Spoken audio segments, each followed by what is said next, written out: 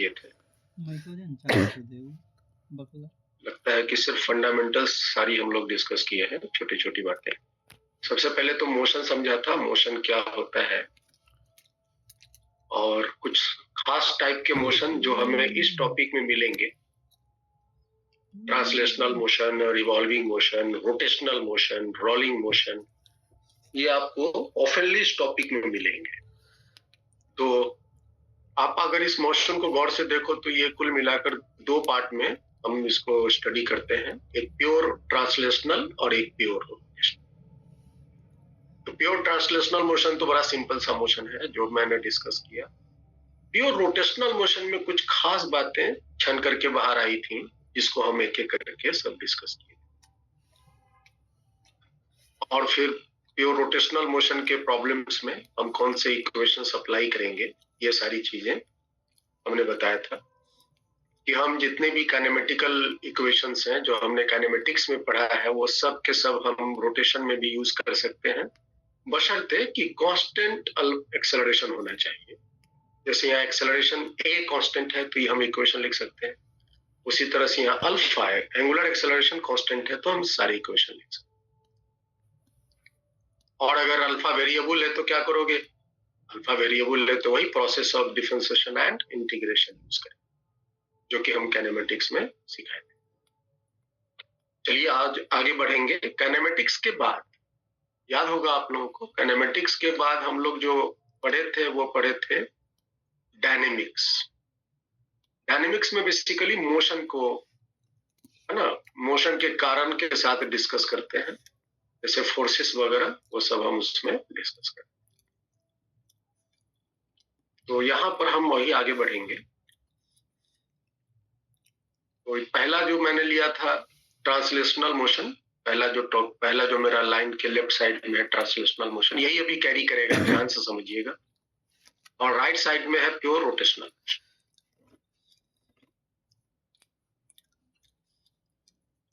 आगे बढ़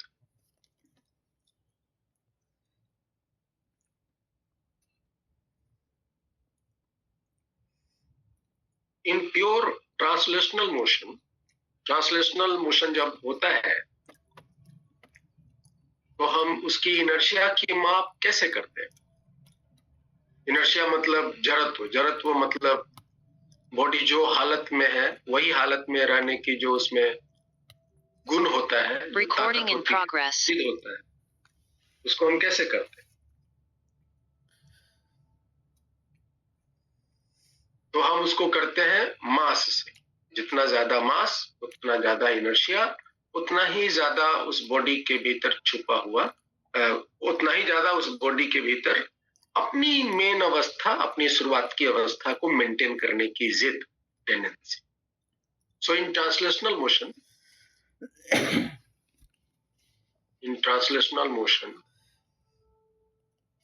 the inertia is measured by mass से मेजर करते हैं। इसको हम लोग ट्रांसलेशनल इनर्शिया भी कहते हैं, मास को ट्रांसलेशनल इनर्शिया, है ना। तो अगर हमें बॉडी की इनर्शिया मेजर करनी है और मोशन ट्रांसलेशनल है तो हम उसके मास से इस बात को डिस्कस करें। इन रोटेशनल मोशन जब बॉडी रोटेट कर रहा है, the inertia is measured by, इसको रोटेशनल इनर्शिया भी कहते हैं, measured by moment of inertia, moment of inertia, या इसको रोटेशनल इनर्शिया भी कह सकते हैं।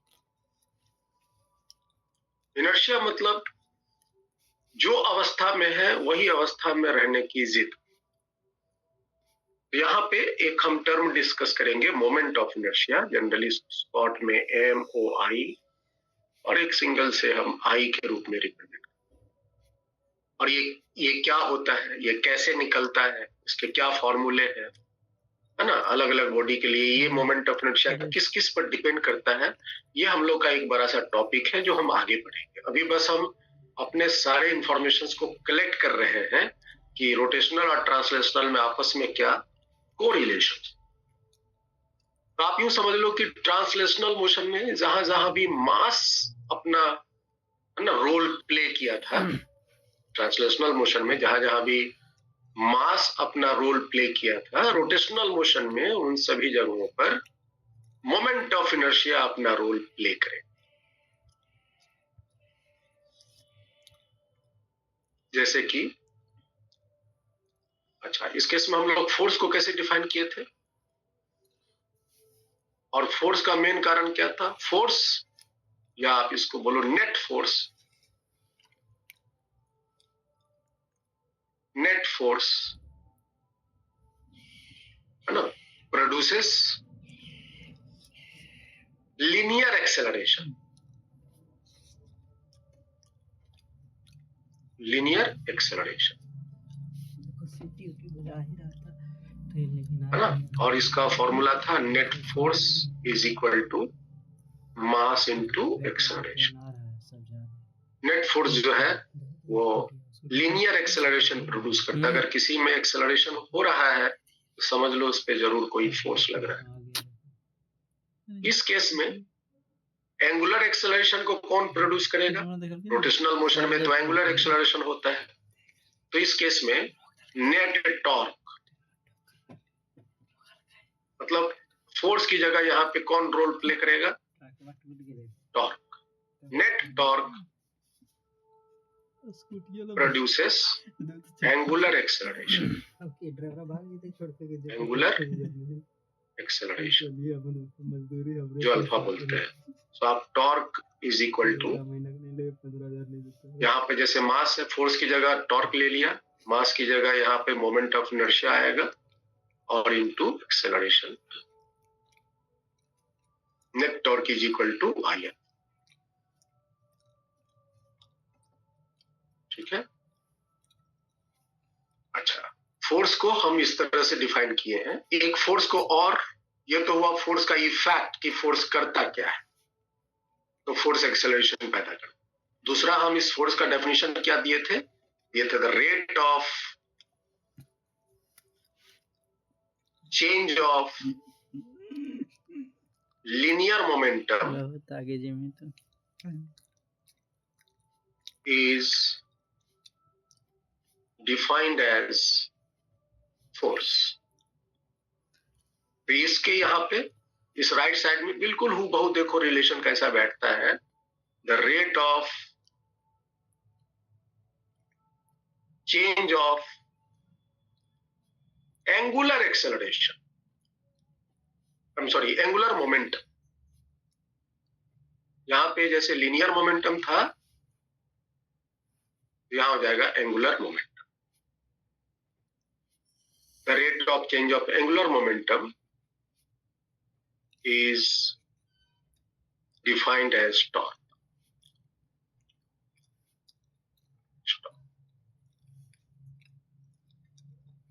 ठीक है। तो एंगुलर मोमेंटम, जैसे मान लो कि कोई बॉडी है, उसके पास मास है और वो भी वेलोसिटी से जा रहा है, तो इसके लीनियर मोमेंटम, जिस डायरेक्शन में बॉडी की वेलोसिटी होती है, हम उसी डायरेक्शन में उसके लीनियर मोमेंटम को डिफाइन करते हैं। और लीनियर मोमेंटम बराबर होता है product of mass and velocity. ये हुआ लीनियर मोमेंट, ये पी हुआ linear moment, linear moment that is equal to mass times velocity।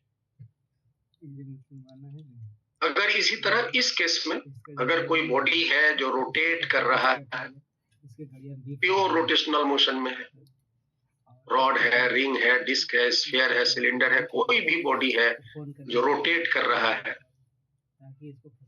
Angular acceleration, angular velocity omega से, तो फिर हम क्या बोलेंगे? जिस डायरेक्शन में ये रोटेट कर रहा है उसी डायरेक्शन में उसकी एंगुलर मोमेंटम होंगी एल। जिस डायरेक्शन में रोटेट कर रहा है उसी डायरेक्शन में एंगुलर मोमेंटम होगी। और इस बॉडी का मोमेंट ऑफ इनर्शिया अगर आई है, मास की जगह हम आई लेते हैं, तो यहाँ पे एंगुलर मोमेंटम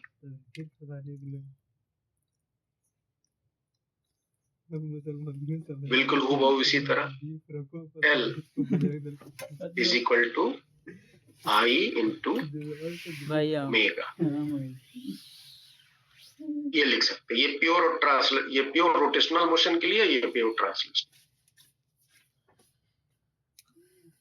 ठीक है, तो इस तरह से हम सिचुएशन को सजाते हैं। आगे बढ़ते हैं। और क्या पढ़े थे जब न्यूटन्स लॉ हम लोग पढ़े थे, तो और क्या सीखे थे? यहां सीखे थे कि if net external force of system is 0, है ना? अच्छा, यार डेफिनेशन तो दिया ही नहीं, डेफिनेशन लिख लो। Rate of change of linear momentum is defined as force. तो फोर्स बराबर क्या लिखते हैं? फोर्स बराबर लिखेंगे DP by T.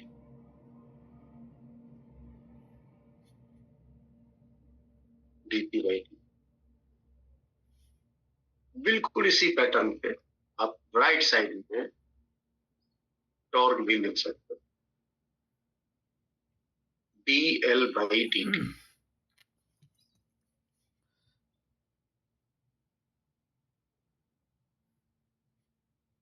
Same to same principle यहाँ यूज हो रहा है। मतलब आपस में दोनों का तुम गौर से देखो तो यहाँ पे जो मोशन लीनियर के लिए फॉर्मूला जैसा रूप में हम यूज कर रहे हैं, बिल्कुल उसी तरह से डेफिनेशन इसके लिए। तो आप एक कॉन्सेप्ट को जब तुम सीख लेते हो तो उसको तुम दूसरे के साथ को रिलेट करके उसके बारे में खुद ब खुद आकलन कर सकते हैं। जो पांचवा पॉइंट में बताने वाले थे कि अगर नेट एक्सटर्नल फोर्स सिस्टम में 0 होता है तो हम क्या कहते हैं? तो हम कहते हैं कि then linear momentum of system will be conserved.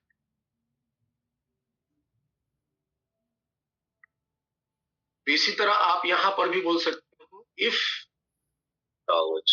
Net external torque. आ गए प्रिंस क्लास में? Yes sir. Net external torque on this system is 0, then the angular momentum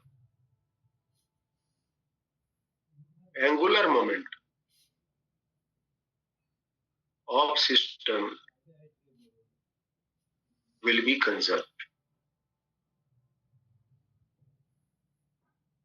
angular momentum जो है वो कंजर्व्ड हो। कंजर्व कैसे करते हैं? तो टोटल इनिशियल लीनियर मोमेंटम बराबर टोटल फाइनल लीनियर मोमेंटम। और जैसा कि आपके इसके बारे में और भी कुछ महीन बात पता है कि जिस डायरेक्शन में फोर्स 0 होगा हम उस डायरेक्शन की मोमेंटम को भी कंजर्व कर सकते हैं। सिमिलरली यहां पर angular momentum, initial angular momentum बराबर फाइनल एंगुलर, ये आप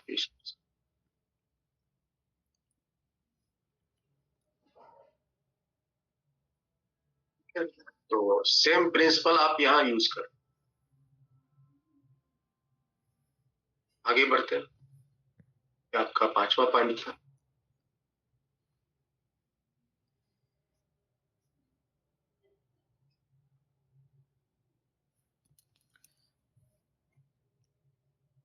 छठा पॉइंट,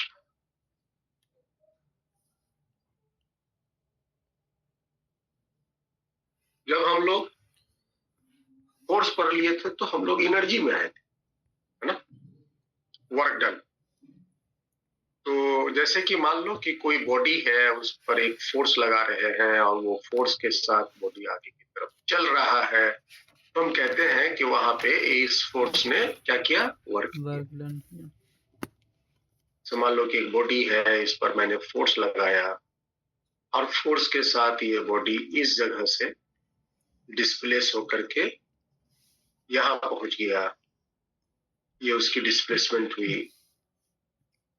ए से बी तक जाने में, ये फोर्स के द्वारा work done. So work done by force क्या बोलते हैं? एफ डॉट एस, अगर फोर्स कांस्टेंट हो, नहीं तो integration F dot D S, F dot D S. ये सबके लिए ये फॉर्मूला लागू है, जब फोर्स कांस्टेंट हो उसके लिए भी, जब वेरिएबल हो उसके लिए। सिमिलरली अगर तुम गौर से देखो, अगर मान लो कि कोई एक रॉड है, ये रॉड है, और इस रॉड पर हम एक टॉर्क लगा के, इस तरह से एक टॉर्क लगाया, और इस रॉड को हम यहां से रोटेट करा के इस पोजीशन में ले आते हैं,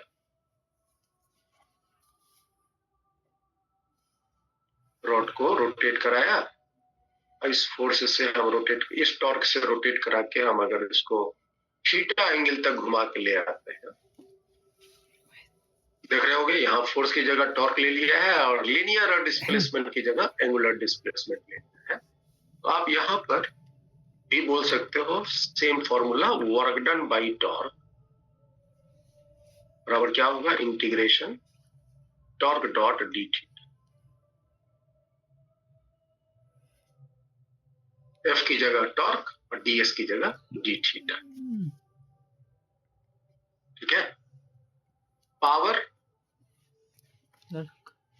बाई एफ, एफ डॉट भी,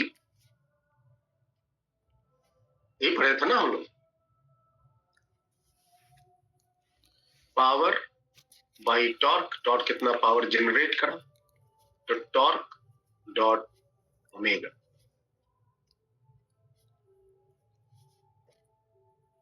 ठीक है, तो ये सारे रिलेशंस। इसके बाद काइनेटिक एनर्जी में आइए। अगर एक बॉडी है, उसके पास मास m है और वो v वेलोसिटी से चल रहा है, जिसमें लिनियर मोमेंटम p है जिसका मान m इंटू v, मास टाइम्स वेलोसिटी, तो आप क्या बोलते हैं? इसके पास काइनेटिक एनर्जी है। तो इसकी काइनेटिक एनर्जी को कहते हैं ट्रांसलेशनल काइनेटिक एनर्जी, मोशन के कारण होता है। और फॉर्मूला क्या आप जानते हो? हाफ m v स्क्वायर, या आप इस काइनेटिक एनर्जी को ऐसे भी लिख सकते हो, half p square by m। Momentum के टर्म में ये काइनेटिक एनर्जी, वेलोसिटी के टर्म में ये।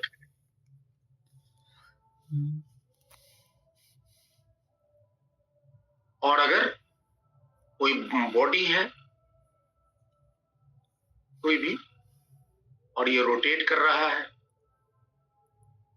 मोमेंट ऑफ इनर्शिया आई है, तो जिस डायरेक्शन में रोटेट कर रहा है हम कहते हैं उसी डायरेक्शन में उसमें एंगुलर मोमेंटम है L, जिसको हम कहते हैं I टाइम्स ओमेगा। तो फिर आप इसका काइनेटिक एनर्जी बोलोगे, और क्या बोलोगे? रोटेशनल काइनेटिक, रोटेशनल मोशन के कारण रोटेशनल काइनेटिक। फॉर्मूला बनेगा हाफ I, मास की जगह I इंटू ओमेगा स्क्वायर, या नहीं तो half L square by I। तो ये सारे के सारे जो है आपस में, है ना, सिंक्रोनाइज्ड हो जाते हैं। एक फॉर्मूला का हम एप्लीकेशन दूसरे में इजीली कर पाते। एक साइड ट्रांसलेशनल मोशन जो हम पहले से पढ़ते हुए आ रहे हैं और पूरी तरह से हम सीखे हुए हैं, उसी को हमने रोटेशन में कन्वर्ट किया ताकि आपको कुछ पता चले। ठीक है, उसके बाद इन दोनों केस में हम प्रिंसिपल के तौर पे एक तो हम क्या सीखते हैं? प्रिंसिपल के तौर पे हम एक तो सीखते हैं कि काइनेमेटिक्स की इक्वेशन कैसे, कहां और किस कंडीशन में लगाया जाता है। तो काइनेमेटिक्स के एक प्रिंसिपल सिखा दिया। उसके बाद दूसरा हम सीखते हैं net force is equal to mass into acceleration. तो यहाँ पर net torque is equal to I into angular acceleration. ये नेट है, याद रखिए, ये हमने लिखा नहीं है, ये नेट फोर्स है, ये नेट टॉर्क। सॉरी। तो यहां से हम फोर्स इक्वेशन सेटअप कर सकते हैं, और अगर फोर्स जीरो है तो लीनियर मोमेंटम को कंजर्व कर सकते हैं, और इस केस में टॉर्क जीरो है तो एंगुलर मोमेंटम कंजर्व। ये एक आपका तीसरा प्रिंसिपल। दूसरा प्रिंसिपल हुआ फोर्स के इक्वेशन कैसे लिखते हैं। देखे होंगे न्यूटन्स लॉ ऑफ मोशन में सिर्फ फोर्स इक्वेशन लिखना सीख गए थे, तो हम सैकड़ों सवाल बना रहे हैं। फिर इसके बाद लीनियर मोमेंटम कंजर्वेशन, इसके पिछले वाले टॉपिक में सीखे, और फिर सैकड़ों सवाल बनाने की क्षमता है। सिमिलरली रोटेशन में भी आप प्रिंसिपल को यूज कर सकते। एक और प्रिंसिपल है वर्क एनर्जी थ्योरम। क्या पढ़े थे हम लोग कि अगर work done by external force दिखाई भी दे जीरो हो, या डायरेक्ट लिखते हैं वर्क एनर्जी थ्योरम। अब देखिए सर ब्लूस लिखे लगा वर्क एनर्जी थ्योरम क्या था? Theorem work done by external force plus work done by non conservative force लिखे पढ़ता हूँ is equal to change in mechanical energy, है ना। तो mechanical energy final minus mechanical energy initial. हम इसी फॉर्म को ज्यादा यूज करते हैं। ये हमें थोड़ा सा इजी यूज करता हुआ सा फील कराता है। नहीं तो जो ओरिजिनल वर्क एनर्जी थ्योरम है, work done by external force, work done by non conservative force plus work done by conservative force, मतलब work done by all forces equal to change in kinetic energy, है ना, वो भी हम use कर सकते हैं। लेकिन ये जो फॉर्म है वो हमसे इजीली, है ना, आंसर देता है। तो आप सेम प्रिंसिपल है ना, ए टू जेड यहाँ पे आप सेम टू सेम अप्लाई कर सकते हैं। इसके लिए कोई बंधन नहीं है। मैंने बताया था वर्क एनर्जी थ्योरम सारे फोर्स के लिए, सारे पाथ के लिए, सारे टाइप्स के मोशन के लिए और सारे टाइप्स के ऑब्जर्वर के लिए एप्लीकेबल। तो आप यहाँ पर इसको यूज कर सकते हैं। बस यहाँ पर आपको क्या ध्यान रखनी है, आपको यहाँ ध्यान रखनी है कि मैकेनिकल एनर्जी में जो काइनेटिक और पोटेंशियल लिखते हैं, है ना, तो काइनेटिक अगर रोटेशन में है तो रोटेशन का लिखें। याद होगा काइनेटिक एनर्जी या टोटल लिखा जाता है। जय टाइप का मोशन होगा सबकी काइनेटिक एनर्जी को हम लिखेंगे, और पोटेंशियल एनर्जी भी टोटल का लिखेंगे। जितने टाइप्स की पोटेंशियल एनर्जी है, मास है तो mgh, स्प्रिंग है तो हाफ के एक्स स्क्वायर, है ना, तो सबकी पोटेंशियल एनर्जी हम जोड़ते हैं। यहाँ पर भी जो ऐसा को तो गधा को भी सिखाया जा सकता है। तो दोनों में फर्क ये पड़ेगा कि इस केस में काइनेटिक एनर्जी ट्रांसलेशनल वाला यूज होगा, इस केस में काइनेटिक एनर्जी रोटेशनल।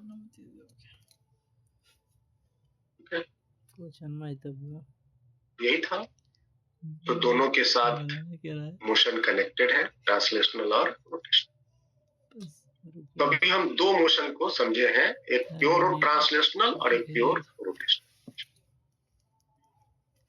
अब एक दो एग्जांपल आप करके हमको दो। अब आए जो उछल रहे थे ना बच्चे, फॉर्मूला बता।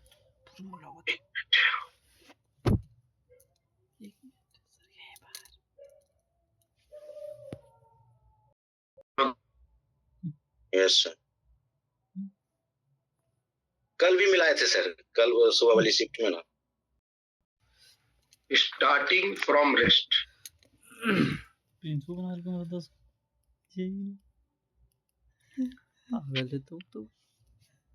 is uniformly accelerated,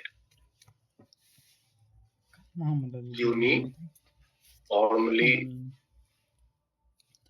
accelerated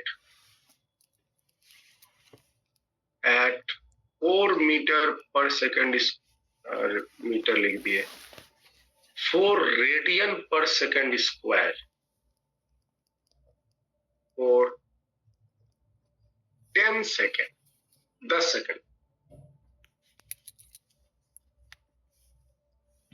It is allowed to rotate uniformly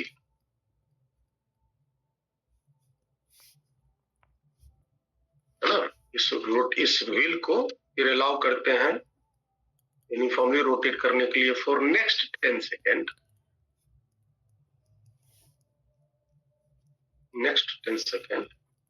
and is finally brought to rest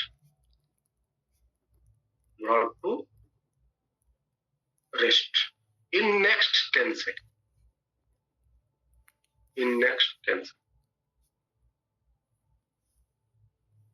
ठीक है, ये जो है पहले 10 सेकंड तक एक्सेलरेट हुआ, फिर अगला 10 सेकंड तक ना कोई एक्सेलरेशन हुआ ना कोई रिटार्डेशन हुआ, और फिर अगला 10 सेकंड इसको रेस्ट में लाया गया, मतलब रिटार्डिंग हुआ।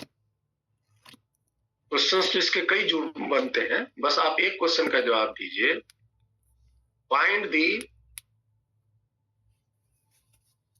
नंबर ऑफ, है ना, rotation completed, total number of revolution completed, कितनी टोटल नंबर ऑफ रेवोल्यूशन ये जो है will, total number of revolution.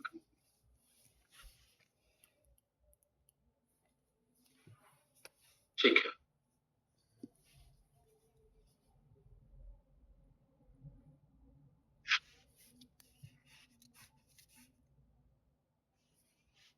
तो देखिए और कोशिश कीजिए।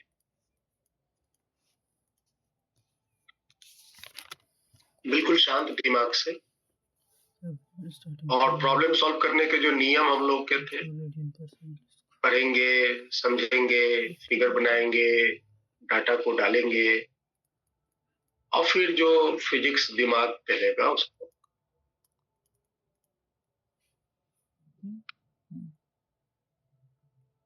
नेक्स्ट नंबर ऑफ रोटेशन,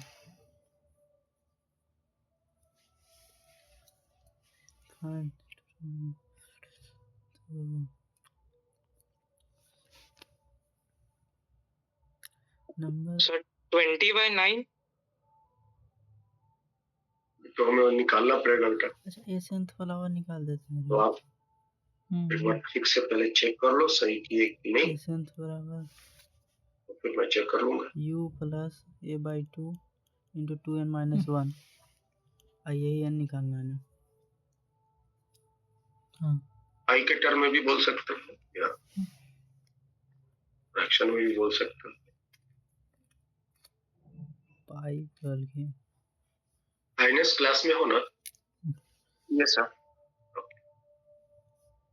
इतलेस जवाब दीजिए, कुछ कुछ बनाइए, प्रैक्टिस मतलब मेहनत कीजिए, नहीं बना कोई दिक्कत नहीं है। हमें आपको बनाने की प्रक्रिया दिमाग में रन करनी चाहिए। प्रॉब्लम सॉल्व करने की जो प्रक्रिया है दिमाग में रन करनी चाहिए, ऐसे ऐसे ऐसे ऐसे करना है। जब तक ये नहीं चलेगा आप कर ही नहीं पाएंगे, एक लाइन भी नहीं लिख। यस आइनस? 20 sir 400/π revolution rotation. 400/π rotation. Yes sir. 800 क्या लिखा है 400 बाय, हाँ तो वो तो इसी। इस मोशन को हम दो तरीके से बना सकते हैं। एक जो सिंपल जैसा सिचुएशन हो रहा है उसको हम अप्लाई करके बना सकते हैं। जैसे कोई व्हील है वो इनिशियली t=0 समय में रेस्ट में है, ठीक है, और इसमें एक एक्सेलरेशन अप्लाई किया गया अल्फा, जिसका मान है 4 रेडियन पर सेकंड स्क्वायर, और ये एक्सेलरेशन इसकी स्पीड को बढ़ाता गया बढ़ाता गया बढ़ाता गया, और 10 सेकंड बाद 10 सेकंड बाद इसकी अपनी एक वेलोसिटी हो जाएंगी, और जो वेलोसिटी इसकी होंगी 10 सेकंड तक उसको उसी वेलोसिटी से चलते देना है। मतलब कि अगला 10 सेकंड, मतलब यहां तक पहुंचने के 20 सेकंड हो गए, वही गति से मेंटेन रहे। पूरा 20 सेकंड हम भी लिए। और फिर उसके बाद यहां से रिटार्डेशन शुरू हुआ, और फाइनली नेक्स्ट 10 सेकंड में उसको रुक जाना है। तो मतलब 30 सेकंड टोटल मोशन इसका हुआ है। ये आगे नहीं बढ़ रहा है, याद रखिए, ये इसी जगह पर हो रहा है ना। बस इसके मोशंस को हम दर्शाए हैं समय के साथ, किस समय में क्या है, इस समय में क्या है, इस समय में क्या है, इस समय में क्या है, इसको दिखाया। ये मत समझना कि व्हील आगे बढ़ रहा है, अलग अलग समय में व्हील की स्थितियों को मैंने यहाँ दिखाया। तो आप पहले ये बताइए कि ये जो 0 से 10 सेकंड में, 0 to 10 सेकंड में ये कितना एंगल रोटेट किया, एंगल थीटा कितना रोटेट किया। इसका फॉर्मूला था omega I T plus half alpha T इसको। तो ओमेगा आई का मान तो 0 है, अल्फा का मान 4 है, और टी का मान है 10। 100 हो गया, 200 टी हो गया 200 रेडियन। याद है, नंबर ऑफ रोटेशन निकालनी है, हम टोटल एंगल रोटेशन निकालेंगे, कितना टोटल एंगल रोटेट किया, उसको हम 2 पाई से डिवाइड करेंगे। ये पहला स्थिति। और यहाँ पर इसकी ओमेगा क्या हो जाएंगे, यहाँ पे ओमेगा क्या हो जाएंगे, ओमेगा बराबर ओमेगा आई प्लस अल्फा। तो ओमेगा आई का मान तो 0 है, ये वाला देखो बता, और अल्फा का मान है आपका 4 इंटू टी का मान 10। इसका वैल्यू हो जाएगा 40 रेडियन पर सेकंड। क्या बताओगे तुम। अब ये जो 10 सेकंड से नेक्स्ट 20 सेकंड तक, 10 सेकंड से 20 सेकंड तक जो अब ये रोटेट करेगा, फॉर्मूला लिखेंगे वही, थीटा बराबर omega I T plus half alpha T. हाँ वही वाला। तो ये थीटा 2 क्या हो जाएगा, तो ओमेगा आई तो यही 10 सेकंड में जो ओमेगा है 40 हो रहे हैं, यहाँ से यहाँ तक का टाइम है आपका 10 सेकंड। और अल्फा, इस केस में अल्फा 0 है, यहाँ से अल्फा 0, क्योंकि ये जो मोशन हो रहा है यूनिफॉर्मली हो रहा है, न स्पीड चेंज हो रहा है, न स्पीड घट रहा है, न स्पीड बढ़ रहा है। ठीक है, तो यहाँ पे 0, ये मान आ गया 400 रेडियन एंगल रोटेट करा, 400 एंगल रोटेट करा। अब यहां से यहां तक, यहां से यहां तक 10 सेकंड, 20 सेकंड से 30 सेकंड, 20 सेकंड से 30 सेकंड तक ये कितना एंगल रोटेट किया, ये कैसे निकाले। तो हम लगाएंगे theta is equal to omega i plus omega f बटा में 2 इंटू टी, क्योंकि अल्फा तो हमको नहीं पता यहाँ।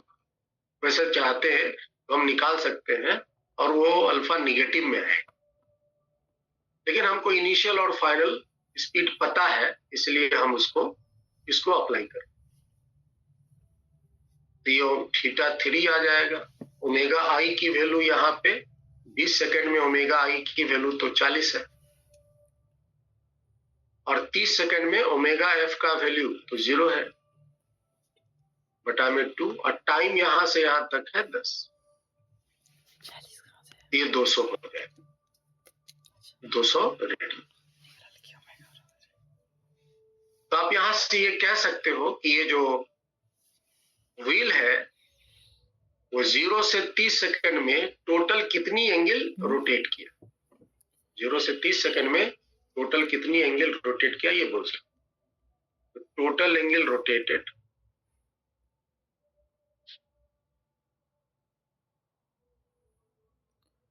दैट इज 200 प्लस 400 400 प्लस 200, ये हो जाएंगे 800। सही 800 रेडियन ये रोटेट किया। जितना सेकंड में तो किया नंबर ऑफ 10 सेकंड जितना रोटेशन कितने हो जाएंगे? तो टोटल कितना एंगल रोटेट किया बटा में 2 पाई,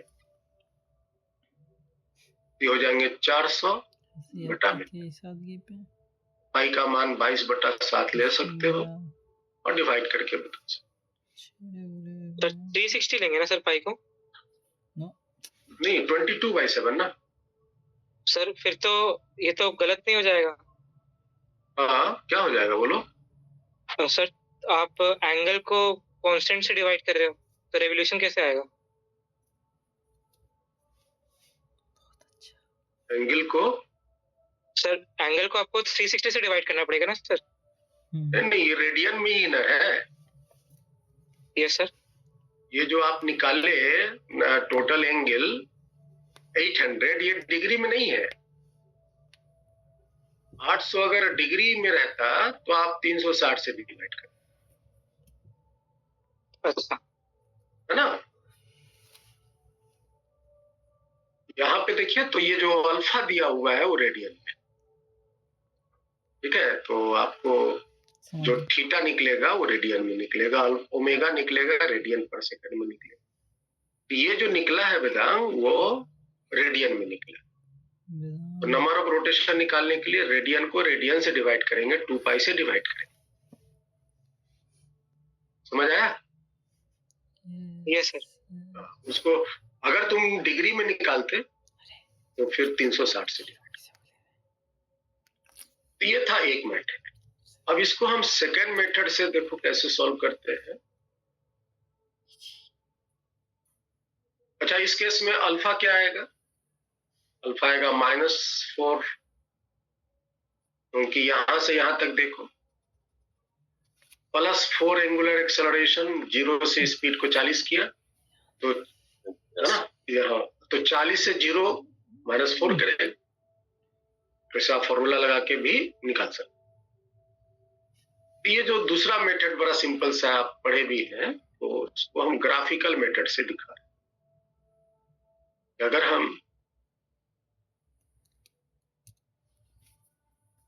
अगर हम omega versus theta, omega versus T का अगर एक ग्राफ प्लॉट करें तो t = 0 समय में ओमेगा का वैल्यू 0 था और समय के साथ 10 सेकंड बाद उसकी स्पीड बढ़ती चली गई और याद होगा ये जो थीटा है, थीटा का tan थीटा d⍵/dt होता है।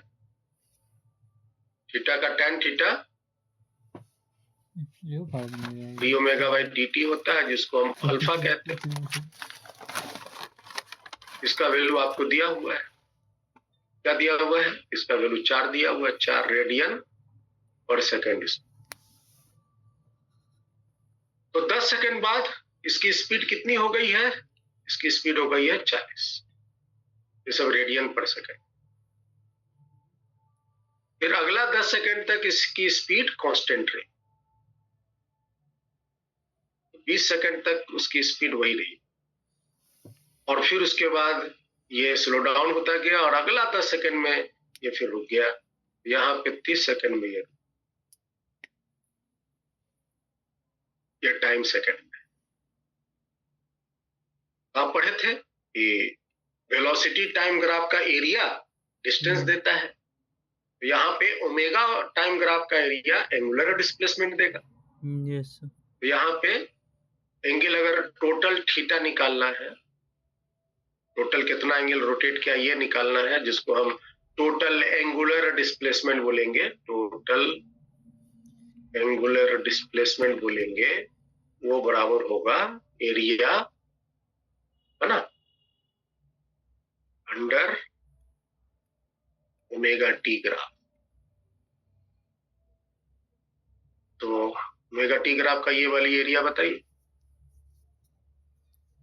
क्या लग रहा है? ये तो ट्रेपेजियम है। ट्रेपेजियम का एरिया बोलो आइनस। Half sum of the parallel set और पैरेलल साइड में 30 ये हो गया, ऊपर में 10 हो गया, 30 प्लस 10, और परपेंडिकुलर डिस्टेंस ये हो गया 40। ठीक है, तो इसको आप कैंसिल करो 20 से, ये हो गया 40 दूनी 80, 800 रेडियन आ गया। और फिर आप इसका नंबर ऑफ रोटेशन 800 बटा में 2, वही आएगा 400 बटा। So this is the तो ये जो सेकंड मेथड है, देख ही रहे हो, ये सारी मेहनत को बचा दिया।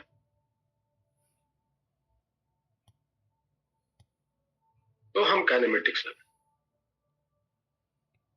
जिसको हमने लास्ट क्लास में सीखा था। एक और क्वेश्चन करो, फिर हम आगे बढ़ेंगे। अच्छा, एकदम zero rotation. Find the angular velocity. इसमें अल्फा का मान कितना है? Zero. Angular velocity of a body zero से कहां से यहाँ पे जीरो लिखना rotating 10 second with angular acceleration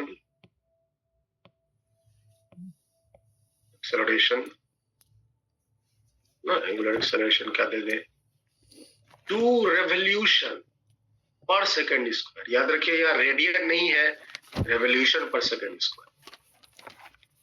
as it completes the 5th revolution,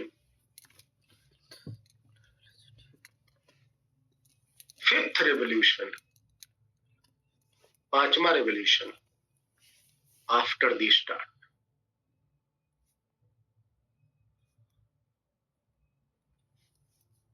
देखो तो कैसे बनाओगे।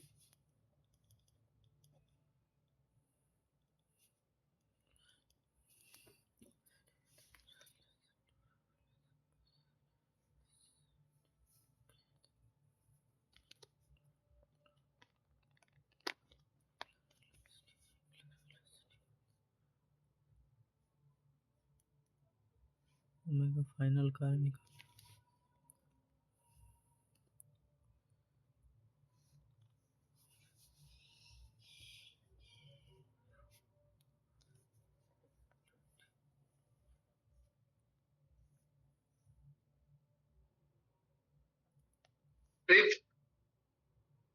Revolution after the start. Find the angular velocity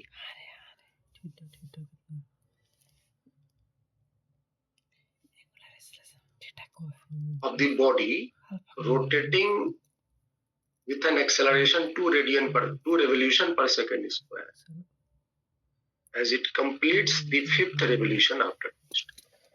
theta कैसे निकलेगा? जब ये 5वां एक्सेलरेशन, जब 5वां रोटेशन कंप्लीट किया, तब उसकी स्पीड क्या? क्वेश्चन समझ में आ रहा है?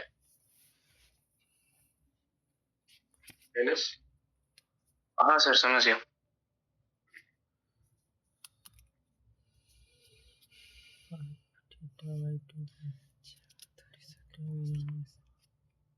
बताओ तो आंसर। सोचो, समझो। 5 2 5। अच्छा 5। बिना टेंशन लिए उसको सिंप्लीफाई करने का, सॉल्व करने का, शांत दिमाग से, नहीं हड़बड़ा।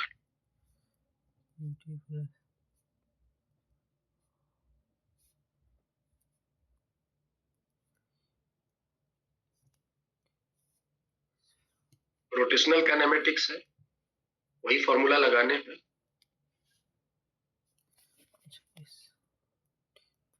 यस अनिश? 2√5 revolution per second. गुड।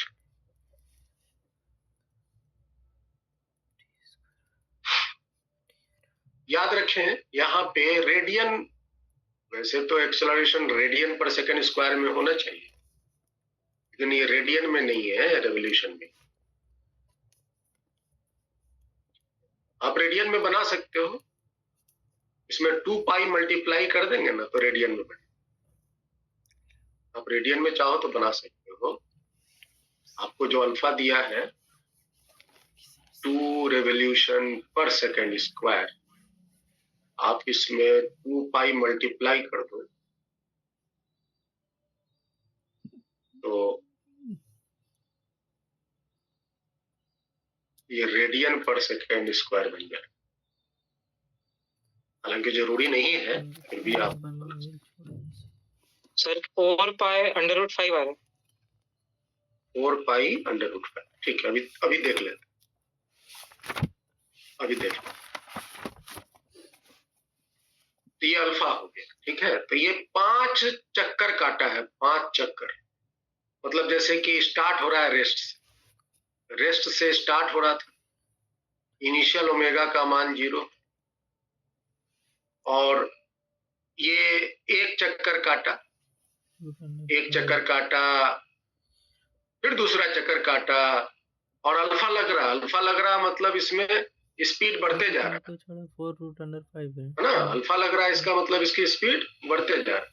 तो पहला चक्कर काटा, स्पीड अच्छा खासा बढ़ गया, और चक्कर काटा, दूसरा, तीसरा, चौथा, पांचवा। तो पांचवा जब ये चक्कर काट लेगा, पता नहीं कितना देर में चक्कर काटेगा, लेकिन पांचवा चक्कर जब काट लेगा तो ये कितना रोटेट करेगा? थीटा क्या होगा 5 चक्कर काटने के बाद मिथलेश? तो एक चक्कर में 2 पाई होता है। 10 पाई देखो थीटा, एक चक्कर काटता है तो 2 पाई होता है, तो 5 चक्कर काटा तो 2 पाई इंटू 5 होगा, देखा है। तो 10 पाई रेडियन ये एंगल रोटेट करेगा। 10 पाई एंगल रोटेट करेगा, ऐसे थोड़ी समझ लिए तो 10 पाई रेडियन एंगल रोटेट करेगा, ठीक है। कितना देर में करेगा?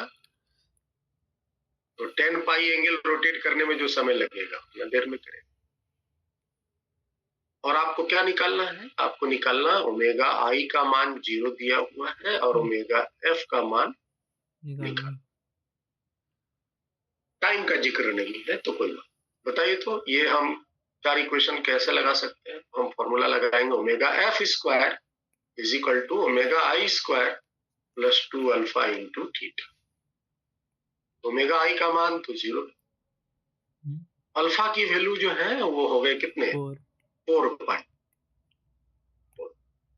और थीटा का वैल्यू हो गया 10 पाई। तो इतने वैल्यू आप क्या है? ये क्या हो गए? ओमेगा का वैल्यू क्या हो गया? रूट अंडर 4 दूनी 8, 80 पाई स्क्वायर। तो पाई बाहर कर लेते हैं, तो रूट 80 को क्या लिख सकते हैं बताइए? 16 पंचे 80, तो 16 का आ गया 4 रूट 5, तो 4 रूट 5 है ना, तो मैं से लिख देते हैं 4 रूट 5 पता है तो डेरिवेशन तो पाई। अल्फा लिख ले। ये क्या चीज में आया? ये आया radian per second, radian per second, ये सब रेडियन पर सेकंड में। तो वेदांग आपका भी आंसर बिल्कुल सही है, यही है ना? Yes sir. अब देखो आइनेस जो आंसर किया वो भी सही है, वो बताया क्या चीज में? रेवोल्यूशन में, है ना आइनेस? Yes sir. तो आप अगर इसका वैल्यू रेवोल्यूशन में बोलना चाहते हो तो 2 पाई से डिवाइड कर दो।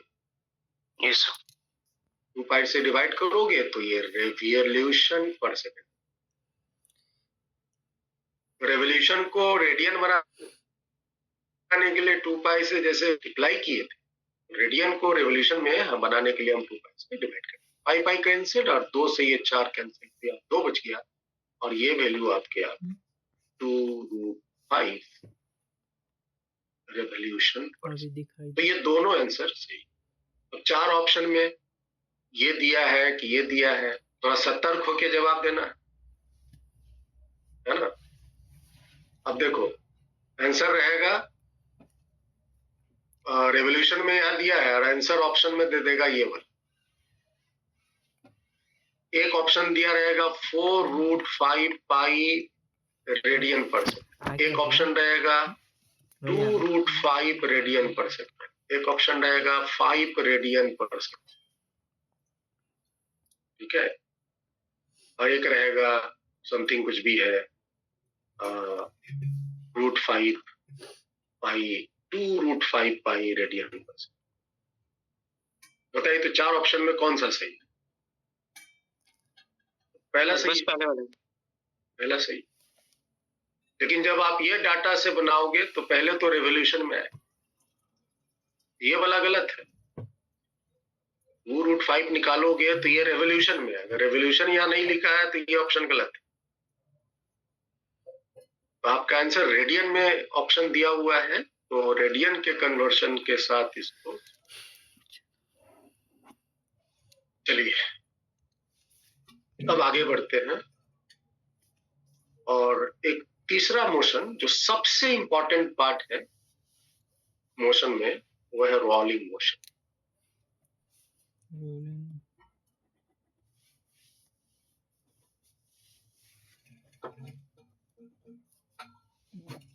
Rolling motion.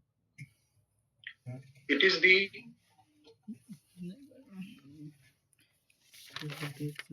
combination of translational and rotational motion.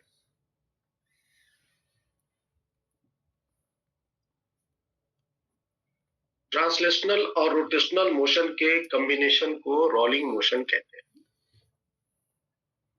ये हम लोगों के सिलेबस में 3 टाइप के मिलते हैं। एक मिलते हैं pure rolling motion, pure rolling motion. एक मिलते हैं rolling with forward sleeping, rolling with forward sleeping. और तीसरा मिलता है rolling with backward sleeping. Okay, मतलब रोलिंग विथ स्लीपिंग कह सकते। एक होता है प्योर रोलिंग, प्योर रोलिंग मतलब विदाउट स्लीप, विदाउट स्लीप मतलब उसमें स्लिप नहीं हो रही। अब ये क्या होता है भाई, स्लिप नहीं होना, स्लिप होना, और होना तो फॉरवर्ड स्लिप बैकवर्ड स्लिप, ये क्या होता है? तो आइए थोड़ा हम इसको गहराई से समझते हैं। तो अपने पेज को 3 पार्ट में इस मोशन को समझने के लिए आप तो 3 पार्ट में बुतरू लगे।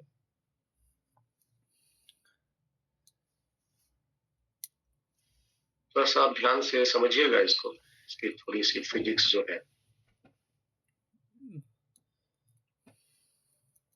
पहले हम यहाँ पे प्योर रोलिंग समझने का प्रयास करेंगे।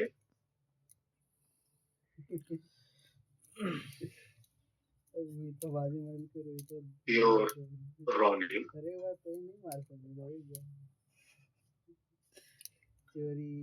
प्योर रोलिंग में देखो क्या होता है कि सपोज करो कि कोई एक सतह और इस सतह पे कोई एक व्हील है, स्फीयर है, सिलेंडर है, डिस्क है, जो भी है, 3 साल वो यहाँ से इस जगह से रोल करते हुए आगे की तरफ जाएगा। और मतलब क्या होता है, इसमें 2 मोशन होते हैं, एक ट्रांसलेशनल मोशन होता है और एक रोटेशनल मोशन होता है। ये रोल करते हुए आगे की तरफ जा रहा है। 1.5 घंटा का पकड़ ये पूरा पक्का एक चक्कर काटे, रास्ते में स्लिप ना हो। एक चक्कर काटने का मतलब ये हुआ कि मान लो इस चक्री में हम जो है यहाँ पे एक पॉइंट को नोट कर देते हैं, this is the point P, ये पॉइंट ऑफ कांटेक्ट वो व्हील के साथ है। तब ये जब व्हील आगे बढ़ेगा ये जब व्हील आगे बढ़ेगा तो पॉइंट पी थोड़ा ऊपर उठ जाएगा, फिर और आगे बढ़ेगा तो पॉइंट पी थोड़ा और ऊपर उठ जाएगा, फिर और आगे बढ़ेगा तो पॉइंट पी ऊपर चला जाएगा, और फिर और आगे बढ़ेगा तो पॉइंट पी नीचे आएगा, और कभी ना कभी तो सरफेस से हिट करेगा। तो मान लिया जाए कि ये जो है व्हील आगे की तरफ बढ़ते बढ़ते यहां पर जाने के बाद ये जो पॉइंट पी है वो आकर के वापस कांटेक्ट बना। ठीक है, ये आगे की तरफ बढ़ते बढ़ते गया और जाकर के वापस पी पॉइंट पर कांटेक्ट बना। तो हम क्या बोलेंगे हाइनेस, क्या बोलेंगे? पूरा हम बोलेंगे कि एक पूरा ये अपना चक्कर पूरा किया, और एक चक्कर पूरा करने में जो समय लगता है उसको क्या बोलते हैं? Time period. Yes sir. Capital T, है ना? एक चक्कर पूरा करने में जो समय लगा वो टाइम। और इस एक चक्कर पूरा करने में ये कुछ ना कुछ मूव करेगा आगे, आगे मूव करेगा, आगे डिस्प्लेस करेगा। हम इसकी डिस्प्लेसमेंट यहां दिखा रहे हैं, ये आगे मूव करेगा। अगर एक पूरा चक्कर काटने में एग्जैक्टली 2 पाई आर डिस्टेंस अगर मूव करा, आर इसका रेडियस, तो हम बोलेंगे कि ये स्लिप नहीं करा। अगर ये एक चक्कर काटने में एग्जैक्टली 2 पाई आर डिस्टेंस अगर चलता है तो हम कहेंगे कि ये स्लिप नहीं करा, नो स्लिप।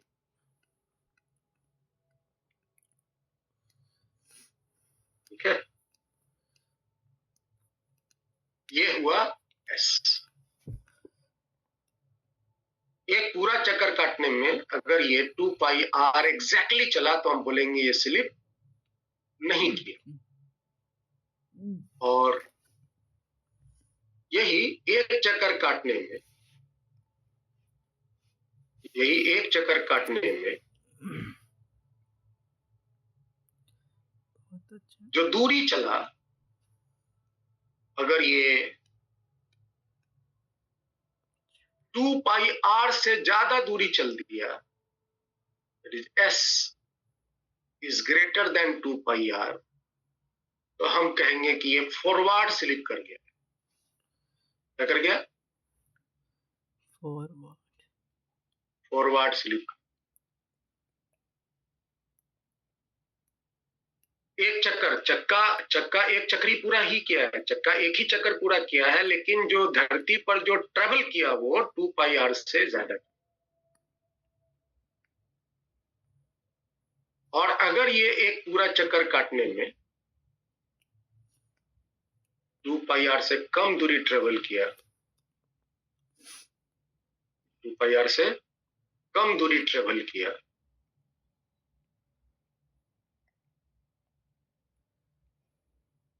तो हम कहेंगे कि ये फिर स्लिप कर गया। और ये कौन सी स्लिप है? बैकवर्ड। ये स्लिप को कहेंगे बैकवर्ड स्लिप। Backward slip.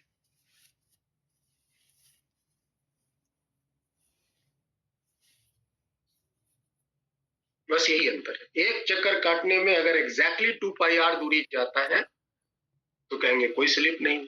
एक चक्कर काटने के दौरान ये 2 पाई आर से अगर ज्यादा दूरी जाता है तो बोलेंगे ये वाट स्लिप हुआ।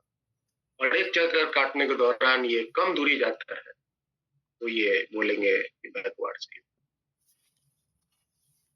आप इसको अपने डेली लाइफ में रियलाइज भी किए होंगे। हम थोड़ा सा आपको एक सोचने के लिए व्यू दे रहे हैं कि जैसे मान लो अभी तुम मोटरसाइकिल चला रहे, ठीक है, तो मोटरसाइकिल चला रहे हो तो नॉर्मली चक्का आपकी नाच रही है और आप आगे जा रहे हो। कोई स्लिप रोड के साथ चक्का का नहीं हो रहा। तो चक्का जब एग्जैक्टली एक पूरा रोटेट करेगा तो वो रोड पे 2 पाई आर दूरी एग्जैक्टली जाए। ठीक है, तो आप कहेंगे कि कोई स्लिप नहीं। अब इमेजिन करो कि आप गाड़ी चला रहे हो, स्पीड से गाड़ी चल रहा है और आप ब्रेक दाब, तो ब्रेक दाब दियो तो देखोगे कभी कि चक्का एक पूरा चक्कर काट गया लेकिन रोड पे घसटाते हुए आगे भी चला गया। तो चक्का एक चक्कर काटा लेकिन उस केस में 2 पाई आर दूरी तो जाना ही था, उसके अलावा भी कुछ और दूरी चल गई। कभी कभी देखते हो ना, चक्का रुक गया लेकिन घसटाते हुए आगे चला गया ना। तो आप क्या बोलते हो? आप बोलते हो कि चक्का स्लिप कर। बैकवर्ड स्लिप की थोड़ी एग्जांपल सुनो। जैसे मान लो कि तुम गाड़ी चला रहे हो और आपकी जो चक्का है वो कहीं बालू पे या कीचड़ में आ गया, है ना, या कोई दलदल में आ गया, मिट्टी में आ गया, क्या होगा वहां? चक्का एक पूरा चक्कर तो कट लेगा लेकिन जितना उसको 2 पाई आर आगे जाना चाहिए था वो 2 पाई आर आगे नहीं जा पाए, थोड़ा ही जाएगा। आप क्या बोलते हो? चक्का स्लिप कर। या बालू पर अगर चक्का आ गया है तो चक्का एक पूरा चक्कर काट लेगा लेकिन उसको जितना आगे दूरी जाना चाहिए उतना दूर नहीं जाता है, वो कम ही दूरी जाएगा। तो आप क्या बोलते हो? कि चक्का मेरा स्लिप कर। तो वो स्लिप और ये स्लिप में, ये स्लिप जब वो 2 पाई आर से आगे थोड़ा दूर ट्रेवल कर लिया, ज्यादा ट्रेवल कर लिया तो बोलेंगे फॉरवर्ड स्लिप, और दूरी कम ट्रेवल किया तो बोलेंगे। चलिए आगे बढ़ते हैं। इसकी जो मोशन है, आगे जाने की जो सेंटर ऑफ मास की जो वेलोसिटी है,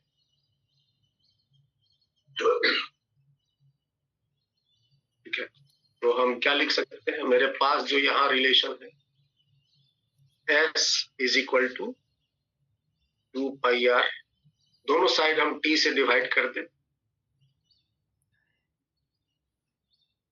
तो डिस्प्लेसमेंट बटा टाइम, ये क्या हो गया?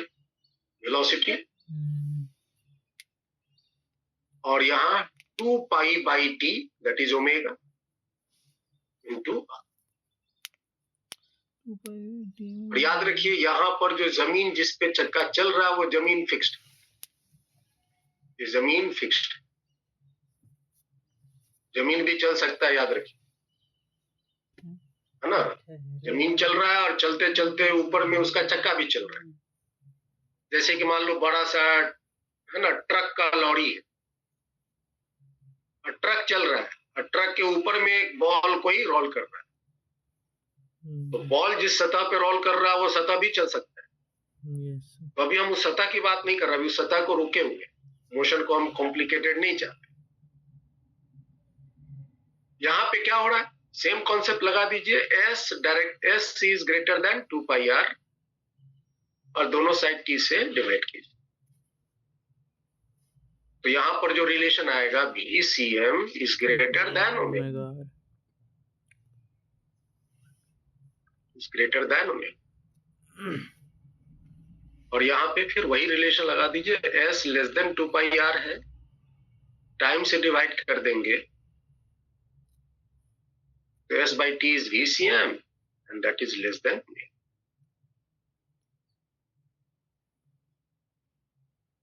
अच्छा, एक बात आप लोग थोड़ा बताओ हमको कि हम जब सर्कुलर मोशन पढ़े थे तो वहां पर V बराबर ओमेगा आ रहा है, याद आया? Yes sir. अच्छा, वहां का V बराबर ओमेगा आर और यहाँ का V बराबर ओमेगा आर, क्या दोनों एक ही चीज है? नहीं सर। सोच लो, ठीक से सोचो।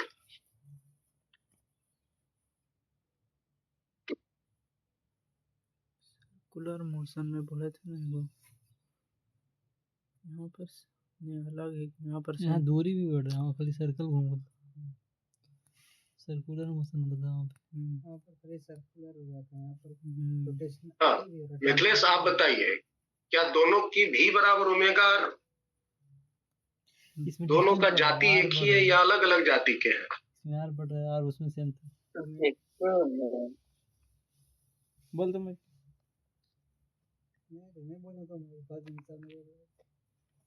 हाँ ठीक है, थोड़ा सा मोशन को इमेजिन करो, ये फिजिक्स है ना, फॉर्मूला देख के हम इमीडिएट उसको नहीं बोले। आइनस, क्या दोनों एक ही है? नहीं सर, दोनों एक नहीं है। दोनों एक नहीं है, एकदम से अलग अलग। दूर वाला पार्टिकल का ज्यादा होगा। ये दोनों का जाति बिल्कुल अलग है। कैसे घूमेगा? आपको लग रहा होगा ये, लेकिन दोनों अलग अलग। ऐसा घूम रहा है। हम यहाँ पे इस बात को नोट कर दे रहे हैं। यहाँ वाला का ज्यादा होगा वेलोसिटी। ये जो पार्टिकल सर्किल में चलता है, यहाँ पर आर हो गया। जो पार्टिकल जो सर्किल में चल रहा है,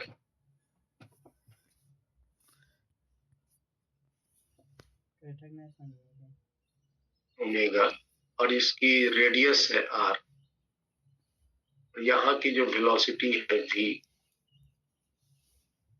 ये v बराबर ओमेगा है। ये v बराबर ओमेगा है। तो समझ रहा जी। या आप इसको ऐसे महसूस करो, दोनों का जाति को थोड़ा महसूस करो। दोनों बिल्कुल अलग अलग जाति के हैं। पार्टिकल है, सर्किल में चल रहा है, ये रेडियस है, ये ओमेगा गति से नाच रहा है। इसके ओमेगा नाचने से इसकी लीनियर वेलोसिटी क्या बनी, और इसको मिलाओ, तब आपको पता चलेगा कि ये दोनों बिल्कुल अलग जाति के, हालांकि बराबर आ गए, देखने में लग रहा है, लेकिन ये बिल्कुल अलग जाति के। यहाँ पे क्या बता रहा है मिथिलेश? यहाँ पे बता रहा है कि अगर ओमेगा, अगर ये दोनों इंडिपेंडेंट है, अलग अलग है, ओमेगा और VCM अलग अलग, इस केस में ओमेगा और VCM ये दोनों इंडिपेंडेंट है, अलग अलग। और यहाँ पे क्या है, ओमेगा और V ये दोनों डिपेंडेंट है। ओमेगा होगा तो V होगा, ओमेगा नहीं होगा तो V नहीं होगा। और ये दोनों इंडिपेंडेंट है। इंडिपेंडेंट का मतलब V नहीं भी है तो ओमेगा हो सकता है। यहाँ पे ओमेगा नहीं भी है तो V हो सकता है। जैसे कि आप इस एग्जाम्पल को गौर से देखो, यहाँ पे देखो, ये VCM से चल रहा है, यहाँ पर ओमेगा नहीं है, VCM से चल रहा है। देखकर बताओ तो, क्या यहाँ पे ओमेगा है? नहीं है ना, यहाँ पे ओमेगा नहीं है, लेकिन VCM तो है। और देखो ये रोटेशन में देखो, यहाँ पे ये बॉडी यहीं पे परे परे गोल गोल घूम रहा है, यहीं पे परे परे गोल गोल घूम रहा है, यहीं पे परे परे गोल गोल घूम रहा है, आगे नहीं जा रहा है। VCM 0 है, लेकिन ओमेगा तो 0 नहीं है, ओमेगा तो है ना। तो ये VCM और ओमेगा ये दोनों बिल्कुल इंडिपेंडेंट, ये दोनों बिल्कुल अलग अलग। अगर VCM 0 है तो ओमेगा 0 होगा, ये गारंटी नहीं है। अगर VCM 0 है तो ओमेगा भी 0 होगा, गारंटी नहीं है। या ओमेगा 0 है तो VCM 0 होगा, गारंटी नहीं है। लेकिन यहाँ पे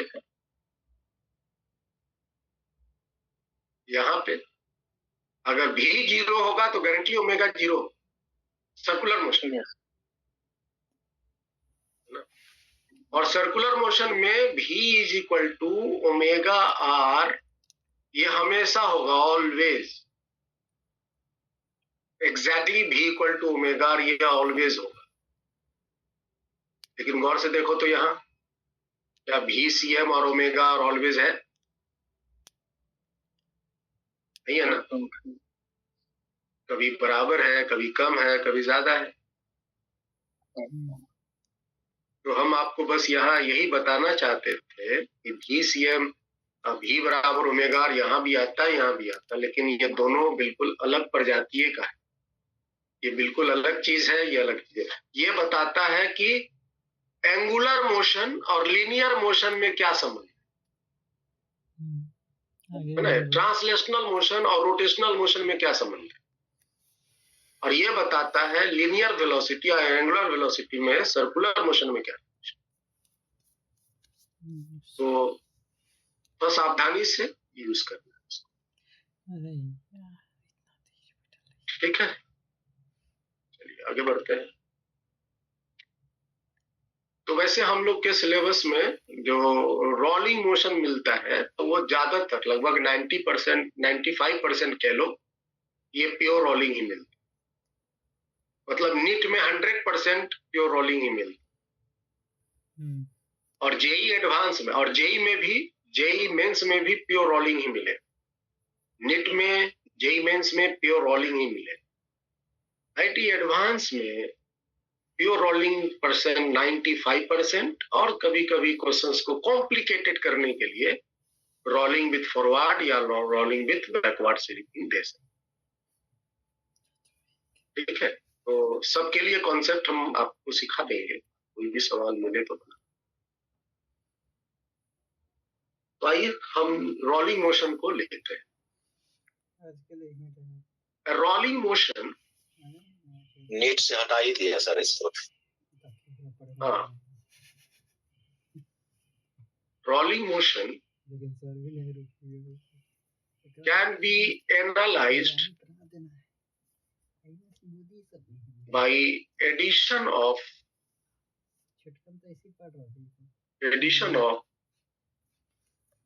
two separate, है ना, addition of pure translational and pure rotational motion.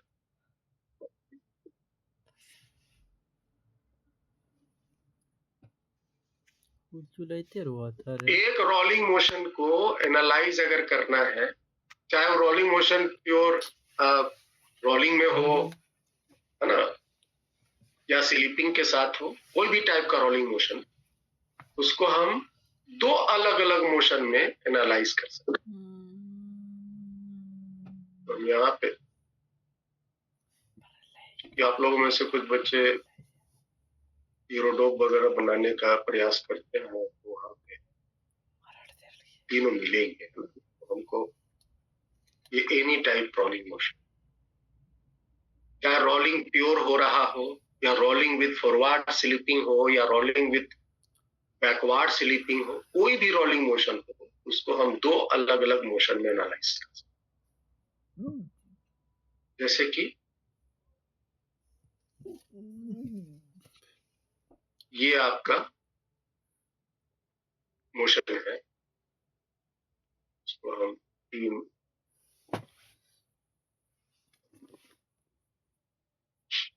सुविधा के लिए कॉपी कर लेते हैं।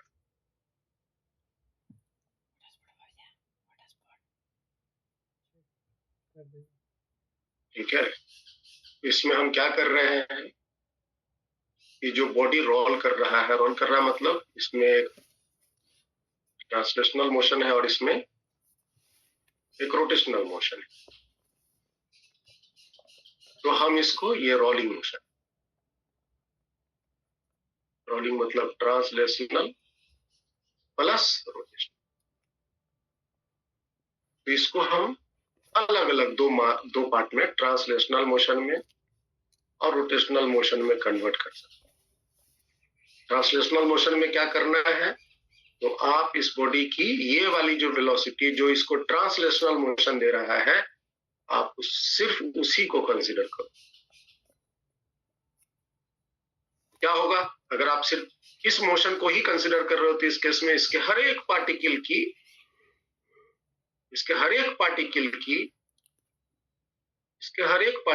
की मोशन ऐसी हो जाएंगी। This is pure translational motion, होगा ना? Yes sir. ये हर एक पार्टिकल की ये ट्रांसलेशनल। और रोटेशन मोशन लेते हो तो रोटेशन मोशन में भी सीएम खत्म कर दो, खाली ओमेगा कंसीडर करो।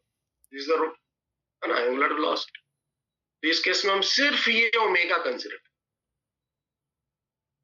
सिर्फ ये ओमेगा कंसिडर करें।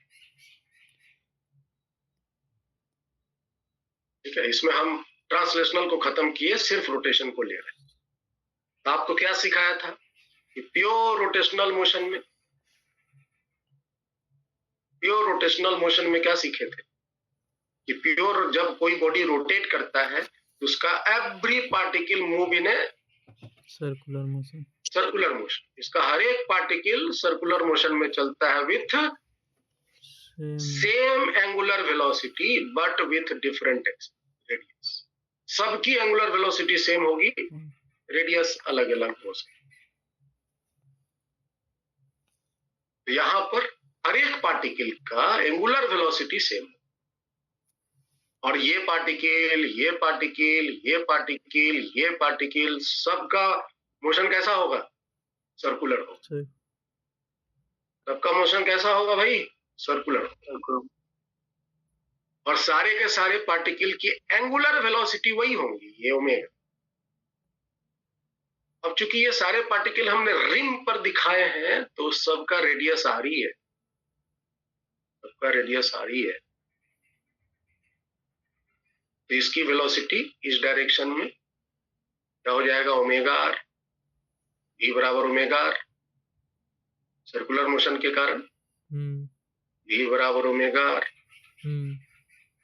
इसका v बराबर ओमेगा आर, इसका v बराबर ओमेगा आर, इसका इस डायरेक्शन में होगा v बराबर ओमेगा आर। और अगर हम एक और पार्टिकल कहीं भी ले लें, मान लो यहां ले लेते हैं, यहाँ पे ये पार्टिकल कोई p ले लो और ये इसकी रेडियस x मान लो, इसका वेलोसिटी इस डायरेक्शन में होगा ओमेगा x। ओमेगा तो वही होगा क्योंकि इसका मोशन सर्कुलर में यही होगा, रेडियस x होगा, इसकी वेलोसिटी होगी ओमेगा x। अब अगर हम इन दोनों को, हमने क्या करा, ध्यान से सीखो, ये जो बॉडी रोल कर रहा था इसके दो मोशन, ट्रांसलेशनल और रोटेशनल, दोनों को हमने अलग अलग कर लिया और सबकी इसकी वेलोसिटी मैंने दिखा। अब इन दोनों को अगर हम जोड़ेंगे,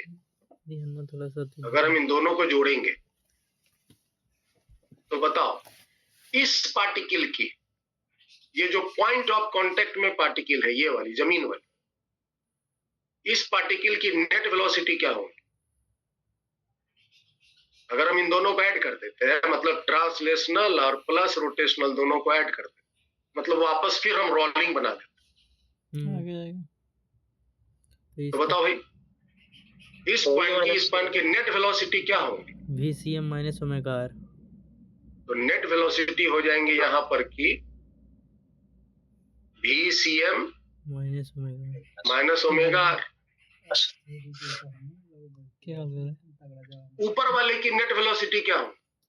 देखने रहने रे, VCM प्लस ओमेगा। x/y से ऊपर वाले की नेट वेलोसिटी आगे के डायरेक्शन में VCM प्लस ओमेगा आर। अच्छा, यहाँ पर वाले की नेट वेलोसिटी क्या होगी? ये जो पॉइंट है यहाँ वाला, तो एक वेलोसिटी आगे है GCM, एक वेलोसिटी नीचे है ओमेगा आर। इसकी रिजल्टेंट बीच से चला जाएगा ना? Yes sir. रूट अंडर, इसके रिजल्टेंट बीच से चला जाएगा और ये बन जाएगा root under plus omega VCM square plus omega r. यही होगा ना जी? यहाँ पर वाले की ये वाली बता, तो एक आगे की तरफ होगा VCM और एक ऊपर की तरफ होगा ओमेगा, ये वाला। और इस दोनों का रिजल्टेंट इससे चला जाए और इस दोनों का रिजल्टेंट हो जाएंगे root under VCM square plus omega r. समझ आ रहा है? और इस तरह से आप किसी भी पार्टिकल की वेलोसिटी निकाल सकते हैं। जो बॉडी रोल कर रहा है उसके इंडिविजुअल पार्टिकल की वेलोसिटी क्या है आप निकाल सकते। अब अगर मान लो कि हम इस मोशन को ले लेते हैं, ये जो वेलोसिटी निकाला इसको हम कॉपी करेंगे, और अगर ये प्योर रोलिंग में होता, क्या चीज में होता? प्योर रोलिंग में होता, तो प्योर रोलिंग की रिजल्ट क्या बनती? अभी हमने प्योर रोलिंग पढ़ाया है आपको।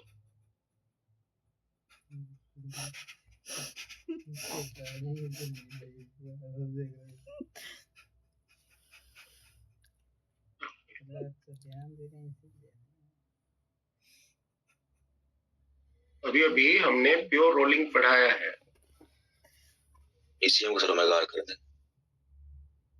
हाँ एग्जैक्टली।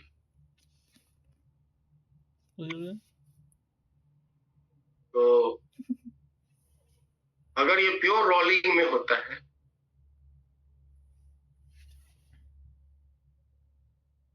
अगर ये प्योर रोलिंग में होता है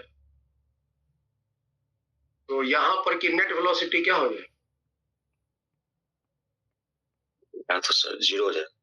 प्योर रोलिंग में, प्योर रोलिंग के केस में VCM और ओमेगा आर दोनों इक्वल होते हैं ना? Yes sir.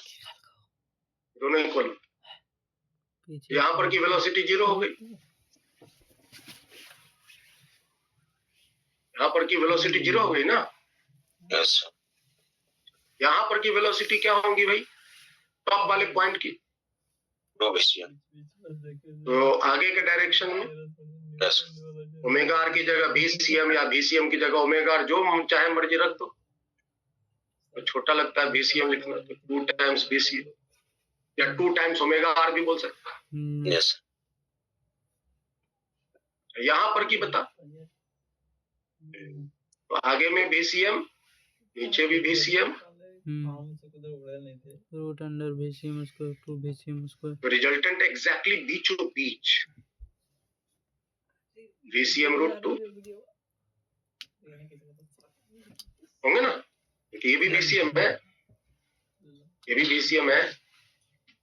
अच्छा यहाँ का बता, आगे VCM, ऊपर VCM, तो दोनों का रिजल्टेंट बीचों बीच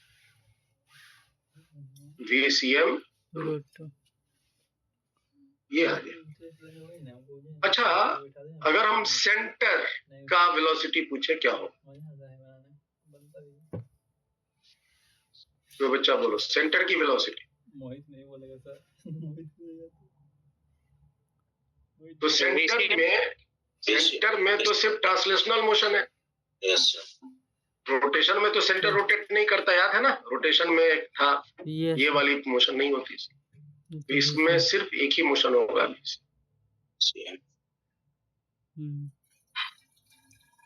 तो तुम गौर से देखो तो यहाँ पर की वेलोसिटी 0, और जैसे जैसे हम ऊपर उठ रहे हैं इसकी वेलोसिटी क्या हो रही है? बढ़ रही। तो प्योर रोलिंग मोशन में जो पॉइंट ऑफ कांटेक्ट होता है उसकी वेलोसिटी क्या होती है? 0। प्योर रोलिंग मोशन में पॉइंट ऑफ कांटेक्ट वाले पॉइंट की वेलोसिटी क्या होती है? 0। और इसको बोलते हैं इंस्टेंटेनियस वेलोसिटी। ये क्योंकि बॉडी तो रोल करते हुए आगे लगातार जाते जा रहा है ना, तो ये जो पॉइंट ऑफ कांटेक्ट है, बॉडी इन प्योर रोलिंग पर a fixed surface, over a fixed surface, the velocity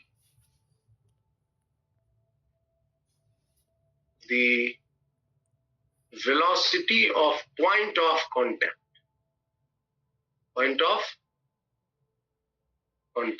will be equal to 0. और वेलोसिटी ऑफ टॉप पॉइंट की वेलोसिटी VCM 2 times VC। ये दो बातें हम दिमाग में रखते हैं, और बाकी और सब कहीं भी पॉइंट की अगर वेलोसिटी निकालनी है तभी हम आपको रिजल्टेंट कैसे निकाला जाता है ये निकाल करके सिखाते हैं।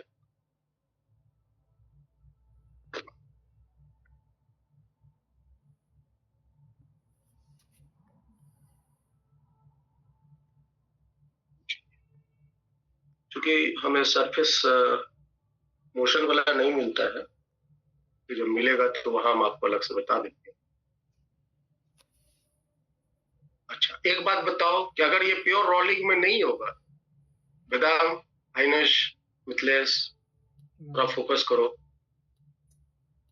अगर ये प्योर रोलिंग में नहीं होता, रोलिंग विथ फॉरवर्ड स्लिपिंग या रोलिंग विथ बैकवर्ड स्लिपिंग होता, तो जो पॉइंट ऑफ कांटेक्ट है क्या उसकी वेलोसिटी 0 होती?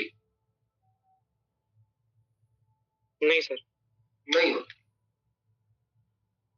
अच्छा, अगर ये फॉरवर्ड स्लिपिंग होता तो पॉइंट ऑफ कांटेक्ट की वेलोसिटी किधर होती? सर आगे की तरफ। आगे की तरफ होती, सरफेस के साथ घसटाता। यस। और अगर ये बैकवर्ड स्लिपिंग होता तो पॉइंट ऑफ कांटेक्ट की वेलोसिटी किधर होता? पीछे की तरफ। पीछे की तरफ। पीछे की तरफ, जिससे घसटा के पीछे भागता है ना। यहां एक मजे की बात देखो, क्या रिजल्ट आता है। यहां तो जगह ही नहीं रहा।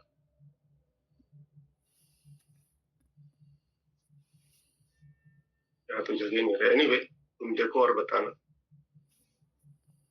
ये सतह पर ये जो पॉइंट ऑफ कांटेक्ट है, यहां पे बताना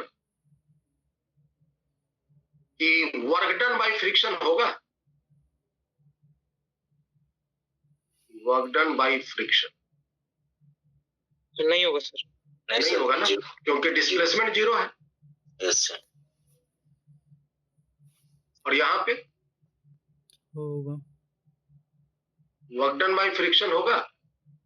होगा सर। होगा, 0 नहीं होगा।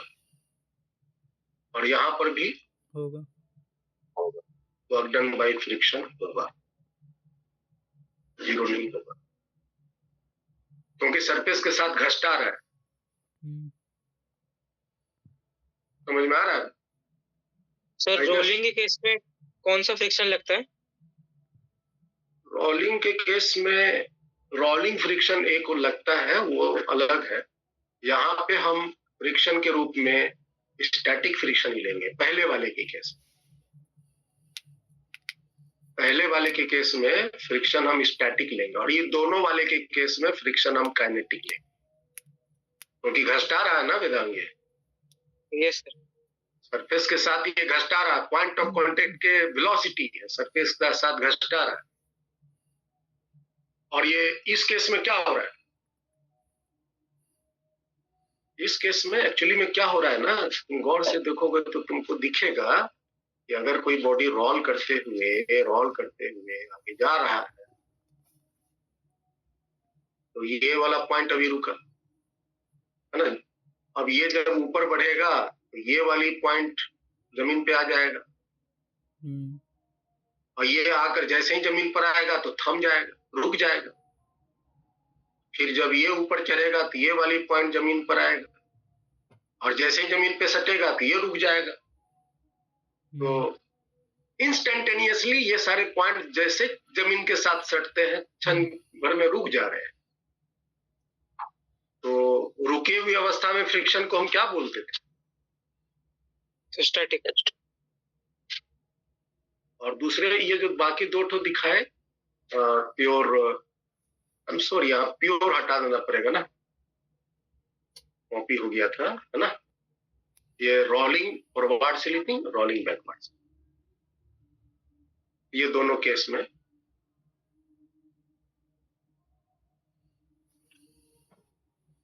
हम यूज करते हैं। आइए आगे बढ़ते हैं। टाइम हो गया, तो चलिए आज यहीं तक रखते हैं। नेक्स्ट क्लास में हम लोग इसको आगे बढ़ाएंगे और इसके प्रॉब्लम्स को डिस्कस करेंगे। ठीक है, तो मिलते हैं।